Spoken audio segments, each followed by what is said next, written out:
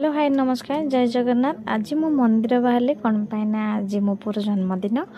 आपण मैंने तो नेक्स्ट वीडियो देखी जे मु कहली मुझे कड़े गोटे जाऊँगी बोली। आज ताहले मु जाऊँगी मो मंदिर आ मो पुर आज जन्मदिन। ये मोर भोग किनी तापर ये आम बाहर थिलु मंदिर जाकू। ये आम मंदिर फाइनाली पहुँची जाइलु। तापर ये मंदिर दर्शन कर सारापर चारि पाखरे टिके बुली जाइलु।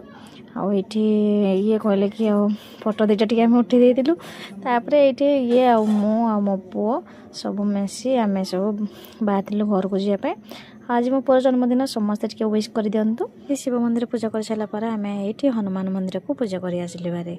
तापर ये पूजा सरी सारा आम जल्दी पलि आसिलु घर को जावाई। कौन पाइना शाशु शशुर कहीं घरे नहांती से मत जल्दी जाक पड़ुचे। ये मो बो कहला मुझे जलखिया नहीं जी मुझे कहली तो जलखिया पार्सल आनी पका आम पार्सल आणिकी घर को पलि आसलु।